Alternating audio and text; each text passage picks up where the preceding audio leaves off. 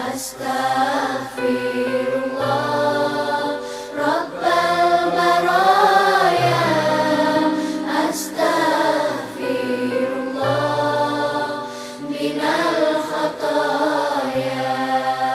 ربي زدني علما نافعا ووافقني